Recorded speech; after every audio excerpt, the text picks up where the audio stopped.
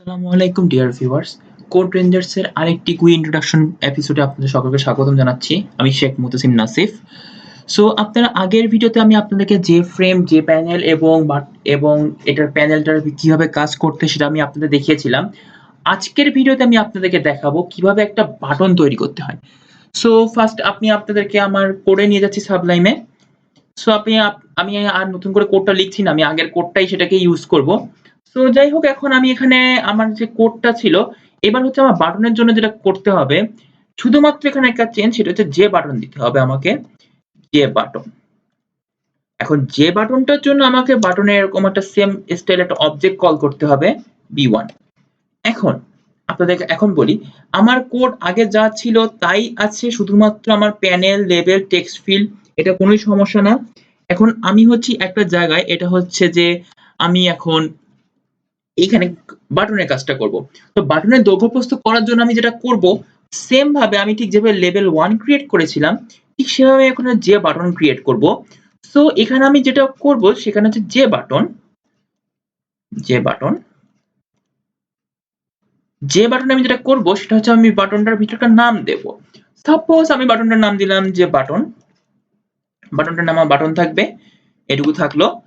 দেন আমি এখন বাটনটা একটা ফন্ট সেট করে দেব, সেটা হচ্ছে b1 dot set button, sorry set font, font font, set font, set font. এটা হচ্ছে আমি চাইলে এটা কপি পেস্ট করে লিখতে পারতাম, কিন্তু আপনাদের যেন এটা লেখাটা আরো ভালো হয়, আপনারা যেন তাড়াতাড়ি বুঝতে পারেন, এজন্য আমি এই জিনিসটা আবার কষ্ট করে একটু লিখছি।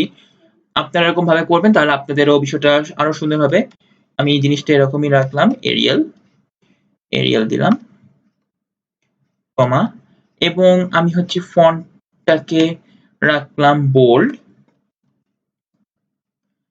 দুঃখিত, বোল্ড। এবং ফন্টের আমি এখানে বাটনটা যেহেতু আমার ছোট হবে, সো বাটনের ভিতরে লেখাটা আমি 15 সাইজ রাখলাম। সাইজটা আপনি নির্দিষ্ট দিতে পারেন, যদি সাইজ আপনি বড় দিয়ে দেন তাহলে কিন্তু এটা অনেক সময় আপনার ডট ডট ডট এরকম শো করবে। দেন আমি যেটা করবো সেটা হচ্ছে ফরগ্রাউন্ড সেট করব, অর্থাৎ আমি এটা দিলাম set foreground, set foreground.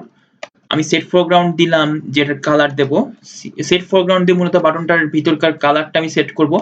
Suppose এটার আমি কালার দিলাম গ্রিন।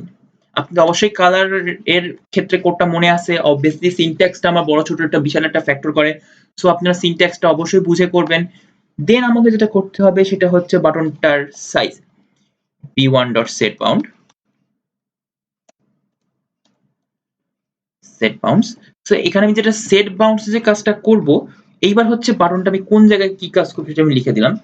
সাপোজ আমি 350 এক্স অ্যাক্সিস বরাবর, 400 ওয়াই অ্যাক্সিস বরাবর, এটা হচ্ছে আমি এই স্থানে হচ্ছে আমার বাটনটা থাকবে। বাটনটার সাইজের কথায় আসি, যেহেতু আমার বাটন একটা ছোট একটা আকারে হবে, সো আমি এটার সাইজ ধরে নিলাম 100, আপনি যে কোনো সাইজই করতে পারেন, এবং প্রস্থ হচ্ছে 50, এবং অবভিয়াসলি এটাকে আমার প্যানেল 1 এর সাথে অ্যাড করতে হবে, p1 ডট অ্যাড b1। ওকে, সো এইটা হলো আমার বাটন 1 এর, এটা আমার প্যানেলের সাথে আমি এখন বাটন 1টা অ্যাড করে দিলাম। জিনিসটা এখন আমাকে আবার একটু সেভ করতে হবে কষ্ট করে, ফাইল, সেভ। এবং অবভিয়াসলি আপনারা যখন এইটার কাজ করবেন তখন অবশ্যই আপনারা দুইটা যে যতগুলো গুই ফাইল করছেন সবগুলো কিন্তু সেভ করবেন, নইলে কিন্তু এটা রান করবে না। তো আমি আপনাদেরকে আমার কোডের ওই ফাইলটাতে আবার নিয়ে যাই যেখানে আমি গুই এর কাজ করছি। সো আমি আবার লিখবো cmd Java C start dot Java. Okay, কোনো এরর নাই, তাহলে আমরা রান করতে পারছি। Java start.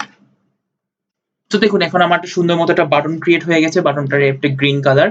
এখন এখানে আপনারা আশা করি সাইজ কম্পারিজন বিষয়টা বুঝতে পেরেছেন, যে এখন এই যে আমি একটা হ্যালো ওয়ার্ল্ড এখানে আমি লিখলাম, একটা নাম লিখলাম, সাপোজ একটা দিলাম নাম, কিন্তু এটা কাজ করবে না কারণ এটা হচ্ছে জাস্ট টেক্সট বক্স, এবং এটা বাটন, বাটনটা আমার কোনো আপাতত কোনো কাজ নেই, এজন্য আমি বাটনটা যতই প্রেস করি না কেন জিনিসটা কোনো চেঞ্জ হবে না। তো এটাই ছিল বাটনটার কাজ, এবং বাটনটা আমি কোন অ্যাক্সিস বরাবর দিয়েছি এটা আপনাদের অবশ্যই লক্ষ্য রাখতে হবে। এবং আমার যা কোডটা ছিল সেই জিনিসটাই আমি কোনো চেঞ্জ করিনি, শুধুমাত্র এখানে জাস্ট আমি একটা বাটন অ্যাড করেছি। ইনশাআল্লাহ আমি আপনাদের নেক্সট ভিডিওতে এই বাটনটার কিভাবে কাজ করে সেই বাটনটার কাজের ব্যাপারে আপনাদের দেখাবো।